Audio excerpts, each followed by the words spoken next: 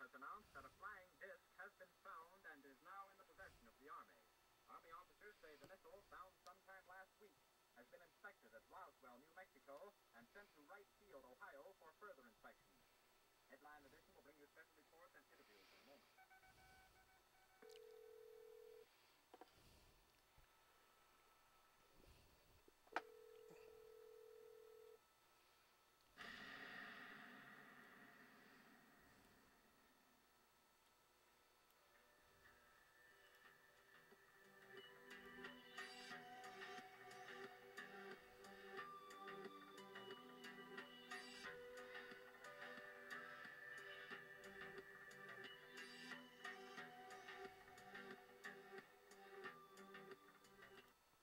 How you doing? This is the guy from Pittsburgh, and we're going to try this one again. And I'm going to talk about George Noory's whacked out guest, Linda Stasi, who doesn't know her dog star from her dog galaxy or dog planet. Noory had this woman on about a week ago. And she's written one book, and now she's working on another one about Judas.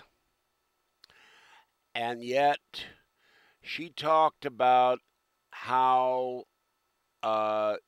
she didn't know where Sirius was. First, she called it a planet. Then she called it a star. Then she called it a mini galaxy.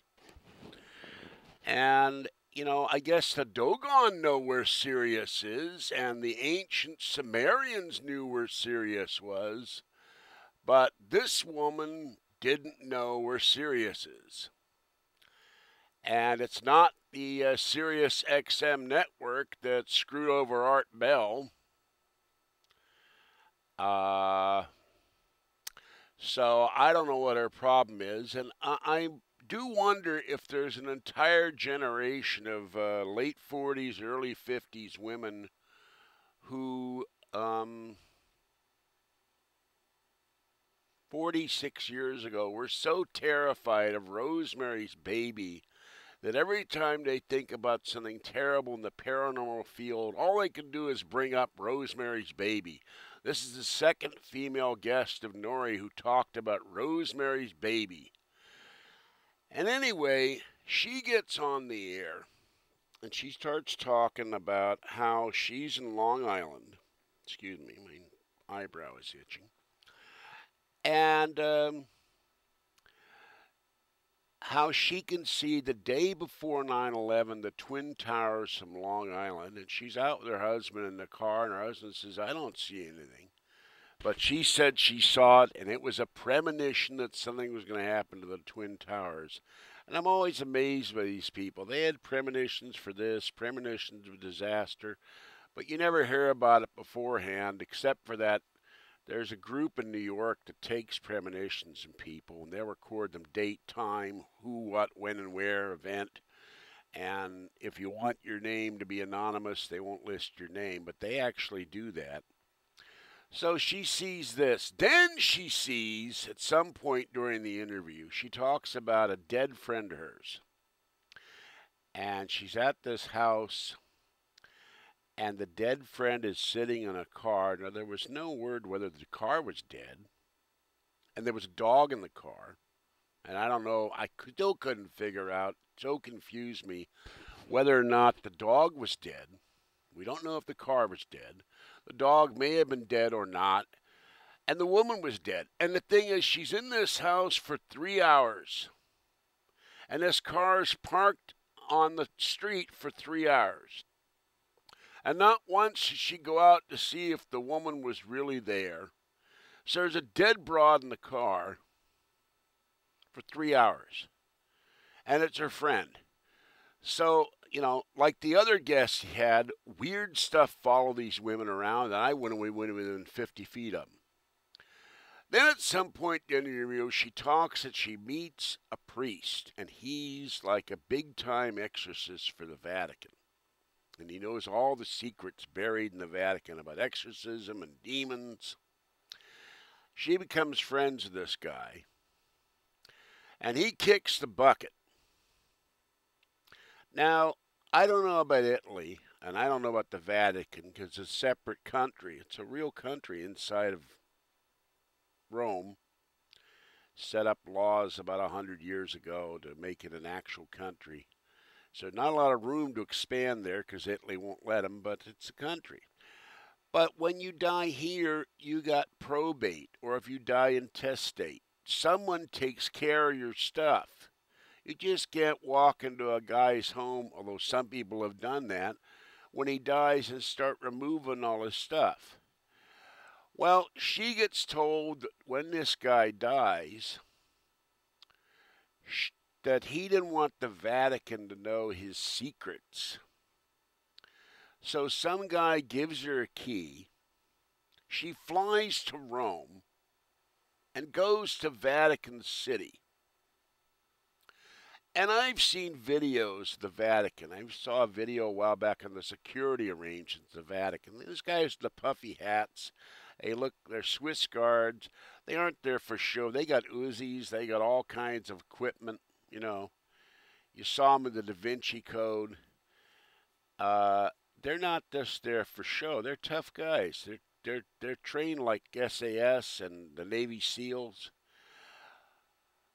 And I know other people other than the Pope and the former Pope or Pope Emeritus or, whatever his name is now. I can't keep track of the Catholic popes. They live in apartments, not papal apartments. Pope does that. I'm not sure where the old Pope lives.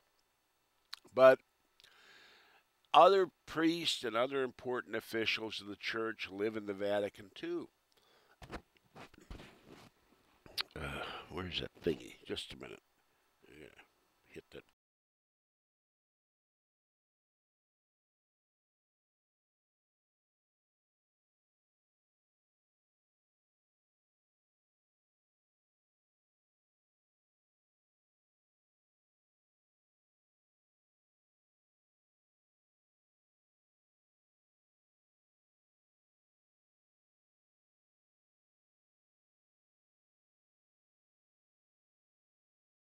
So she's sitting there and said, well, I can't get this thing through customs. So she decides to ship it back. And while she's in there,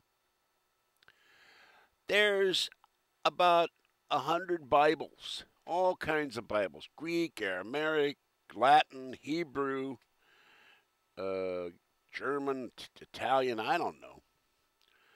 So she decides to swipe one of the Bibles. So she gets a computer when she gets back to the United States.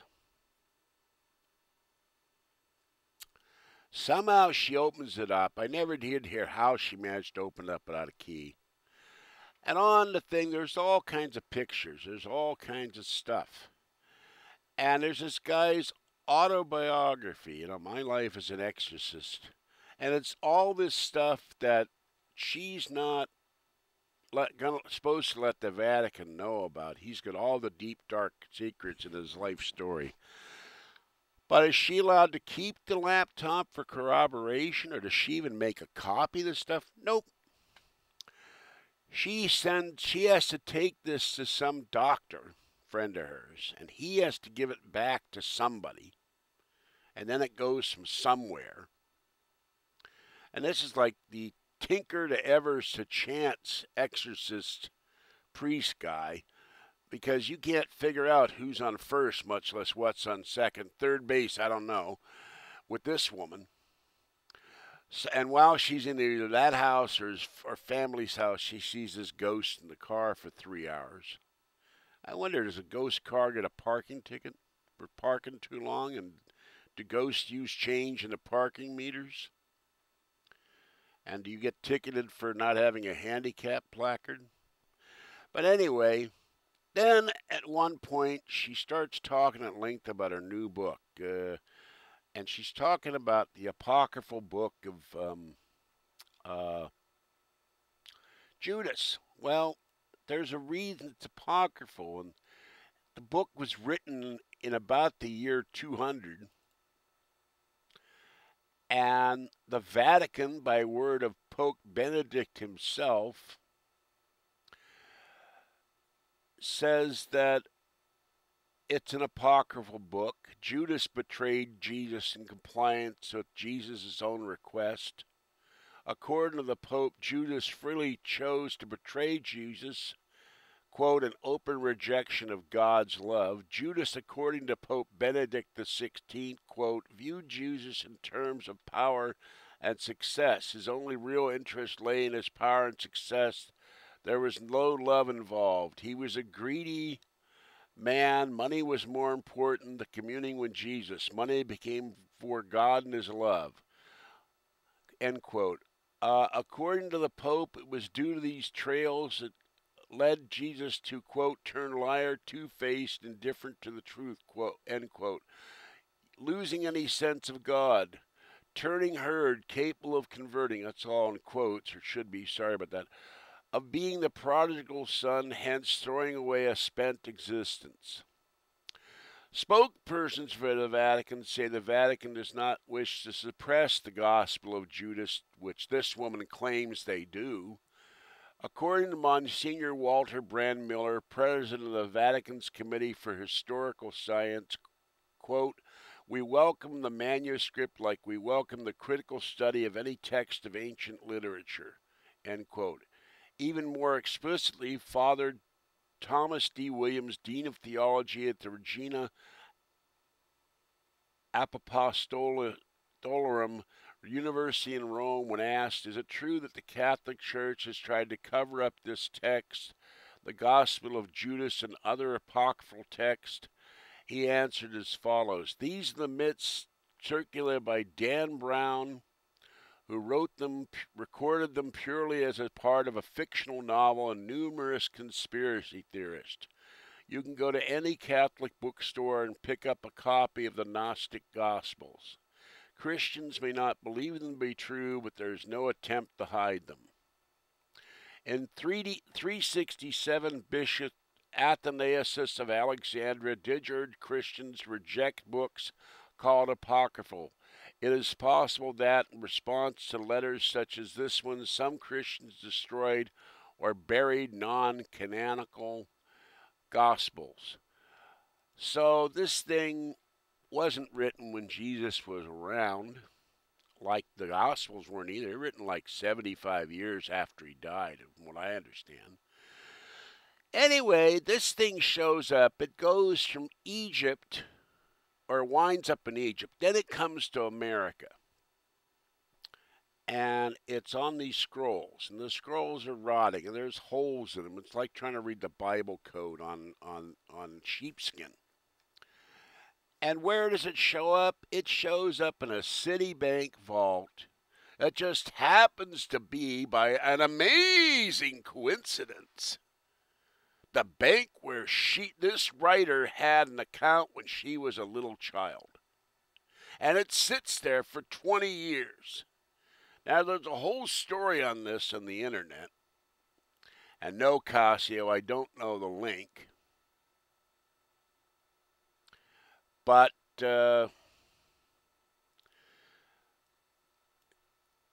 she happens to find this thing or hear about it, and she starts studying about it. And it's got holes, so she starts trying to interpret the holes. I guess she's got a darning needle or something. So, and she's writing her next book about it. But this is the kind of guest Noory has. You never hear about these people. She writes a column for the New York Post. Why read the New York Post on occasion when Fox News has an article in it?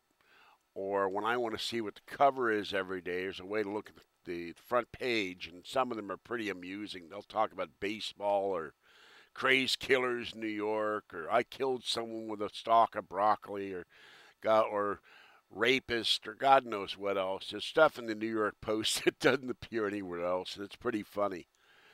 But this woman is just too much. She had another friend of hers. She's in a church somewhere in above Rome, and she's looking at a statue of a saint or a stained glass window, and she's got a pager, and this is back years ago. And all of a sudden, she gets a call on the pager from a friend of hers, except the friend was in America in a coma. And she tells people when she gets back, I got a call from Sally or whatever her name was. And they said, and it was from her home phone number. And they said, you can't have gotten a call. She's in a hospital in a coma. So all these women have weird stuff following them around. And they frankly kind of scare the hell out of me. Some of them have demons follow them around. Some of them have aliens follow them around. Entities. This woman has dead people sitting in imaginary cars or ghost cars. Where's Chris and Mike from the Rocky Mountain Ghost Explorers with this one? We got a ghost car, a ghost dog, and a ghost woman all in the same spot and for 3 hours. Bring out the readers and the EVP devices. And by the way, I saw this interesting thing on eBay for sale. I posted that to Chris and Mike. It's an actual Sony video camera that's been modified to do infrared, and specifically for ghost exploring. So that's kind of interesting too, and it's actually for sale. I think it's around $600. So yeah, full spectrum UV sensitive, modified for ghost hunting, UFO, paranormal investigations, highly sensitive to infrared light. This is a Sony Handycam HDD 6.1 megapixels, and I'm trying to read the small print here on the picture I copied. DCR-XR, SR3, I think it's 300. I can't tell if it's 300 or 360. And what's interesting about this, the background, they get the camera sitting there with a Zeiss lens, good German lens, and there's skeletons in the background. There's one skeleton, he looks like he's climbing down a rope. And I never expected to see that on eBay. But that's for sale on eBay if you're into paranormal ghost investigations. And I did send that to Chris and Mike, who I think are trapped in a Cracker Jack box in a hotel in Denver somewhere, because I haven't heard word one from them since they posted 3 videos on my discussion board. And while I'm at it, my paranormal radio show will be on Blog Talk Radio on the 1st of March, 8 o'clock. Pacific time. I'll be talking about the UFO disclosure, which I don't think is going to happen anytime soon, and I have reasons why, and Bigfoot. And just got an email from Lauren Weinstein, whose stuff I've quoted. He talks about internet security a lot. He's on Noory a lot. He says he's book solid, so I can't interview him, but at least he was nice enough to write me back right away. I get emails from him about every day, and there's some interesting stuff, including the latest threat to Mac owners. So whether you got a Mac or a PC, it ain't safe. I remember the old days I had a CP/M-based machine on the internet. Nobody attacked the CP/M machine. The good old days of bulletin board systems where there weren't hackers out there. They were hacking the game software. They weren't hacking your computer.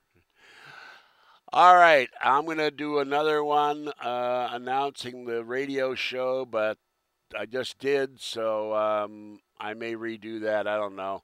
And I'll catch you next time. I'll do another video tomorrow. I have been posting content on the Guy from Pittsburgh Paranormal Discussion Board as well. Lots of Art Bell stuff. Some Bill Burns UFO hunter stuff. Dark skies. And the discussion I just mentioned on my other video about tasty Canadians. And I still can't figure out why Art Bell thought they were tastier than everybody else. But I'm going to post old Art Bell shows on there, and once I go to the premium setting in April, I'm sure I can do more stuff in that board. I've dropped some forums off that board, and I just created one, the Conspiracy Corner. So if you're into conspiracies, post in there.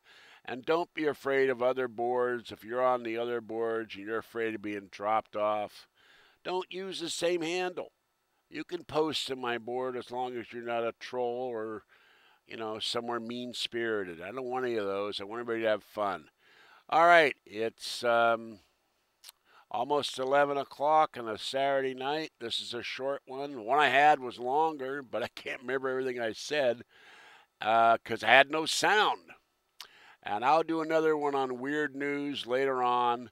And then after this, I'll try to do some links for Casio. And yes, Casio, you do some weird stuff. I don't think people need to watch you doing your laundry or combing the hair of a synthetic wig on a mannequin head. But I do like your kitties; they're very cute. And just do your thing, man, and don't let the guys who are calling you up on the phone. There's no excuse for that harassing you on the phone. That's just plain wrong. I got one advantage to my Snoopy phone. I can't hear the thing. It's 22 feet around the corner, and there's a weird sound thing in this apartment. When I get about halfway down the hall, I can hear it ring, but I can't hear it ring from here. And once I get one corner straightened out, I'll find the old phone cord and get a cordless phone for this living room so I can hear the phone ring in here. And next week, Friday, I get my iPhone. My two new buddies I met are telling me to get an Android phone. Casio just posted on one of my videos he hates Androids. I'm trying to figure out if that's a phone or that's an actual Android, and what does Casio know that we don't? Does he hang around with some Androids? So, or is it Casio? I also haven't figured that part out yet. And does he have an evil twin, Casio Light Moon? But he's kind of fun. I like him. I don't care what the hell other guys say. So, Tasty Canadian is posting my board in 69, underline 68. He's a mod on there and an admin too. So I hope people will go there. I'm not trying to compete with other boards. I'm just there to have fun and maybe bring a little laugh into people's lives or smile or something interesting while they're getting through their day. All right, that's it. I'll catch you tomorrow, do another video, and then I got to figure out why my podcasts aren't always going to iTunes like they should, but I've been busy with the board and other things, and once I figure that out, I'll move on. And on the 3rd, I'll have a PC laptop, and maybe things will work better than they have been on iMovie. Talk to you next time. Bye-bye.